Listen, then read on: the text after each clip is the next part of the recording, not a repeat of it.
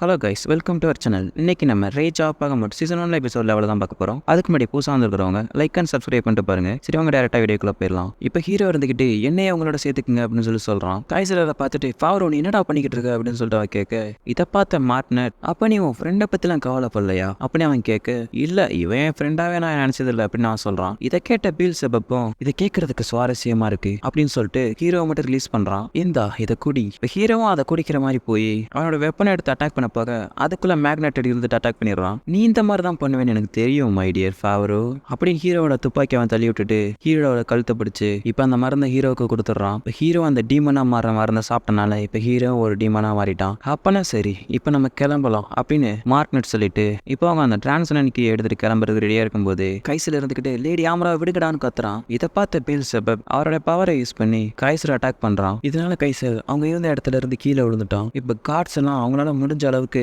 அவங்களோட பவரை யூஸ் பண்ணி அந்த பகாமுட் அவைக்கனாக இருக்கிறத தடுக்கிறாங்க. இருந்தாலும் பகாமுட்டோட சீல் ரொம்ப பயங்கரமா வீக் ஆகிக்கிட்டே வருது. இதை பார்த்த ஒரு கார்டு இந்த மாதிரி நடக்குதுன்னா அதுக்கு காரணம் ஆமா அந்த டிரான்ஸ்னன்கி முழுமையாயிருச்சு, அதனாலதான் இந்த மாதிரி நடந்துகிட்டு இருக்கு அப்படின்னு மைக்கேல் சொல்ல, இந்த பக்கம் பீல்செபப்பும் அந்த டிரான்ஸ்னன்கிய பகாமுட் இருக்கிற இடத்துக்கு கொண்டு போய்கிட்டு இருக்கான். பீல்செபப் அவன் ஹெல்கேமை பாதுகாக்கிற ஒரு ஹை ரேங்க் டீமன் ஆச்சு அப்படின்னு அந்த வயசான கார்டு கேட்க, அது மட்டும் இல்லாம அவன் தான் அந்த ஆமரா பொண்ண அந்த கார்டுக்கு எடுக்க சொல்லி கட்டாயப்படுத்தினான் அப்படின்னு ஆசஸ் சொல்லி முடிக்க, அவனால மட்டும் இதை பண்ண முடியும்னு நினைக்கிறியா அப்படின்னு ரீட்டா ஆசஸ்ல பார்த்து கேட்க, இல்ல அவருக்கு தனியா அவனுடைய அசிஸ்டன்ட் ஒருத்தர் இருக்கான், அவன் பேர் தான் மார்டினட் அப்படின்னு ஆசஸ் சொன்னானே.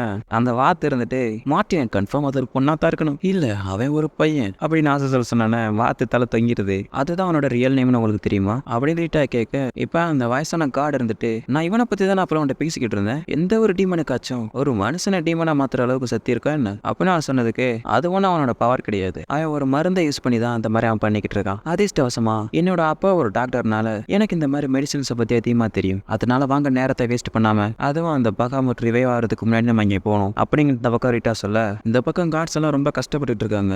ஏன்னா அந்த பகாமுட்டோட பவர் அந்த அளவுக்கு இருக்கு. இவன் மைக்கில் இருந்துட்டு யாரும் கவலைப்படாதீங்க, நம்ம கிரியேட் பண்ண இந்த பேரியர் இருக்கிற வரைக்கும் பகாமுட்டால ரிவைவ் ஆக முடியாது அப்படின்னு அவன் சொல்லிக்கிட்டு இருக்க, அந்த இடத்துக்கு டீமனா மாறின அந்த ஜூன்டி ஆர்க்கு வரா. அவ வந்து அங்கிருந்த ஒரு காடை அவளோட ஸ்வாடால குத்தி கொண்டுறா. அவளுக்கு என்னத்தான் ஆச்சு, அவையே இந்த மாதிரி பண்ணிக்கிட்டு இருக்கா அப்படின்னு அந்த கார்டு கத்த, இல்ல அவனா அந்த ஜோன்டி யார் கிடையாது, இப்ப அவ முழுசா ஒரு டீமனா மாறிட்டா அப்படின்னு மைக்கேல் சொல்ல, யூரியால இருந்துட்டு இது இப்படி நடந்திருக்கும் அப்படின்னு அவன் கேட்க, மைக்கேல் யூரியால பார்த்துட்டு அவ ஒன்ன நோக்கி தான் வந்துகிட்டு இருக்கா அப்படின்னு நான் சொன்னானே. யூரியால அவன் அட்டாக் பண்றா, அவன் மேல எந்த ஒரு அட்டாக்கும் பட மாட்டேங்குது, யூரியாலையும் போட்டு தள்ளிடுறா. இப்ப அந்த ரெண்டு கார்டு இறந்தனால அந்த பகாமுட்டை சுத்தி இருந்த அந்த பேரியர் அப்படியே கொலாப்ஸ் ஆகுது. இப்ப ஜோன் மைக்கேலையும் அட்டாக் பண்ண வர அதை அப்படியே கட் பண்ணி கைசரை காமிக்கிறாங்க. அவன் இன்னும் சாகாம ஒரு கயரை பிடிச்சி தங்கிட்டு இருக்கான். இப்ப மேல பீல்செபப் இருந்துட்டு கொஞ்ச நேரம் காத்துக்கிட்டு பகாமுட் உன்னை ரிவைவ் பண்ண நான் வந்துகிட்டு இருக்கேன் அப்படின்னு அவன் சொல்ல, இந்த பக்கம் கைசர் பிடிச்சிட்டு இருந்த அந்த கயரோட ஹூக் ஸ்ட்ராங்கா இல்லாதனால கைசர் இப்ப திரும்பி வானத்துல மிதக்க ஆரம்பிச்சிடறான். அப்படியே அவன் பறந்து போய்கிட்டு இருக்கும்போது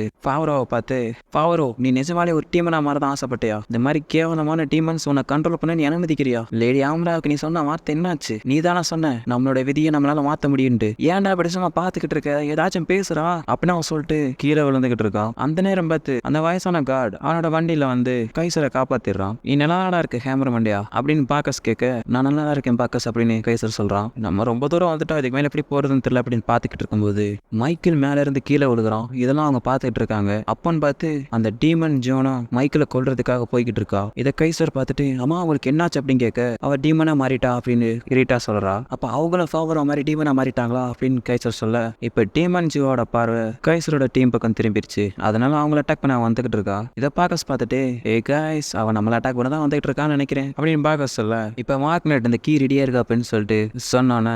பீல்செபப்பும் ஒரு வழியா அந்த ஜட்ஜ்மெண்டே வந்துருச்சு அப்படின்னு நான் சொல்றான். இப்ப நம்ம பாச்சஸ் வந்து அந்த டீமன் ஜூனோட சண்டை போட்டுட்டு இருக்காரு.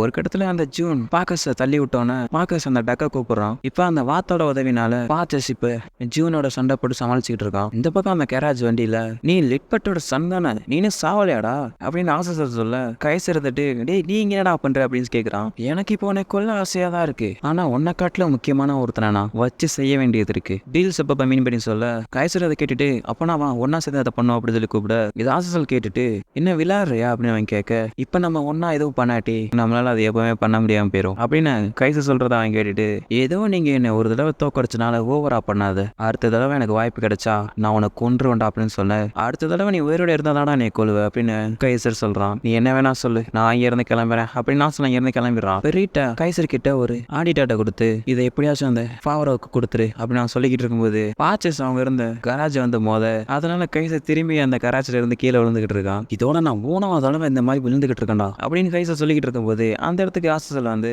நான் என்னோட மனசை மாத்திக்கிட்டேன், முதல்ல உன் கதையை முடிச்சுட்டு அதுக்கடுத்து நான் அவனை பாத்துக்கிறேன் அப்படின்னு ஆசல் சொல்ல கைசரும் அதுக்கு நான் தயாரா தான் இருக்கேன், வா பாத்துக்கலாம் அப்படின்னு சொல்றான். பட் அங்க நடந்ததே வேற.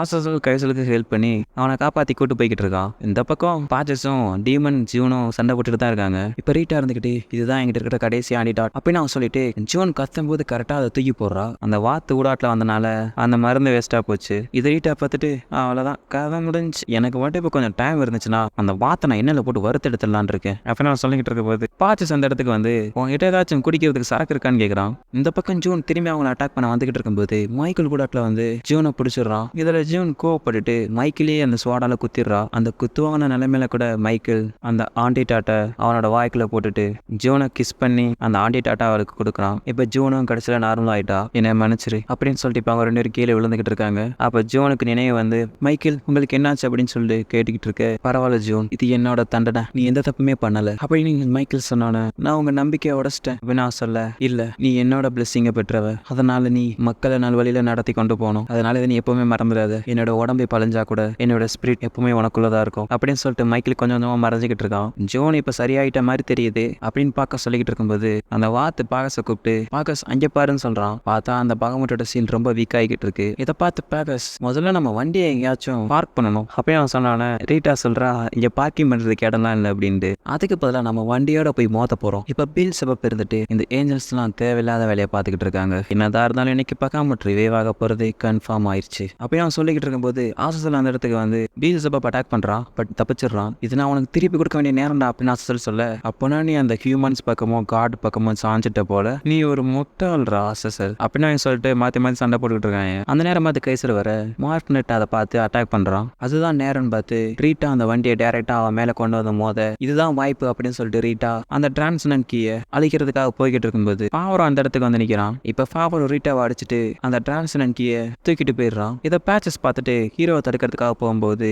மார்க்னெட் அந்த இடத்துக்கு வந்து பரவாயில்லையே, ஒரு கார்டு எங்களை பாக்குறதுக்கு எங்க இடத்துக்கே வந்திருக்காரு, அவருக்கு விருந்து கொடுக்கணுமே அப்படின்னு அவன் சொல்லிட்டு அவன் வச்சு அந்த மருந்தை எடுத்து குடிக்கிறான். இப்ப ஹீரோ அந்த டிரான்ஸ்ஜெண்டர் கீயை பாதாத்திட்டு இருக்கும்போது கைசர் அந்த இடத்துக்கு வரான். இப்ப 2 பேருமே மாத்தி மாத்தி சண்டை போட்டுக்கிட்டு இருக்காங்க. நான் இதுக்கு முன்னாடி உன்கிட்ட பல தடவை சண்டை போட்டனால உன்னுடைய மூவ்ஸ் எல்லாம் எனக்கு தெரியும், ஆனா நீ இப்போ ஒரு டீமனா மாறிட்ட ஃபாவரோ, இருந்தாலும் நீ தான் என்னோட பெஸ்ட் ஃப்ரெண்ட் அப்படின்னு அவன் சொல்லிட்டு ஹீரோ அவன் ஷூட் பண்ணிடுறான். இப்ப அந்த டிரான்ஸ்ஜெண்டர் கீ ஆமிராவா உருமாறுது. கைசர் அவளை பாத்துக்கிட்டு இருக்க. பின்னாடி அந்த நைட் லாவலே வந்து கைசர் அப்படின்னு சொல்லி கூப்பிடுறான். நைட் லாவலே நீங்க இங்க என்ன பண்றீங்க அப்படின்னு கேட்க, ஓரியா நைட்ஸ் எல்லாம் அந்த ஜோனை பின் தொடர்ந்து இங்க வந்துட்டோம், அது மட்டும் இல்லாம இந்த ஃபிளையிங் கேஸ்லயும் நம்ம சீக்கிரமாவே கைப்பற்றிடுவோம், நீ நல்ல வேலை பண்ணிருக்க கைசர் அப்படின்னு அவன் சொல்லிட்டு காட்ஸ் எல்லாம் அந்த இடத்துக்கு வரதை காமிக்கிறான். இப்ப எந்த பிரச்சனையும் கிடையாது, வா இங்க இருந்து போலாம் அப்படின்னு அவன் கைசர்ட்டு சொல்ல, தூரத்துல இருந்து ரீட்டா அவனை நம்பாத அப்படின்னு சொல்லி கத்திட்டு வாரா. பகாமோட்ல இருந்து வெளிப்பட்ட பவர் அவளை தாக்குனதுனால அவன் கொஞ்சம் தள்ளி போய் விழுந்துடுறா. இந்த பக்கம் பகாமோட்டை பார்த்தா இப்ப அது அந்த டிரான்ஸ்ஜெண்டர் கீயோட இணைஞ்சுக்கிட்டு இருக்கு. இதை கைசர் பார்த்துட்டு லேடி ஆம்ரா அப்படின்னு அவன் சொல்லிட்டு அவளை பிடிக்க போறான். இருந்தாலும் அவனால முடியல. இப்ப அந்த நைட் லாவலே கைசரை திரும்பி கீழே தள்ளி விட்டுறான். இப்ப அந்த டிரான்ஸ்ஜெண்டர் கீ கொஞ்சம் கொஞ்சமா பகாமோட்டோட இணைஞ்சுக்கிட்டு இருக்கு. இதை இப்ப எல்லாருமே பார்த்துக்கிட்டு இருக்காங்க. இப்ப ஆமிரா கடைசியா அந்த டிராகனோட இணையறதுக்கு முன்னாடி ஃபாவரோ அப்படின்னு சொல்றா. இதோட இந்த எபிசோட முடிச்சிடுறாங்க. ஓகே கைஸ், அடுத்த ஒரு எபிசோட நான் உங்களை சந்திக்கிறேன். அது வரைக்கும் டாடா பாய், see you.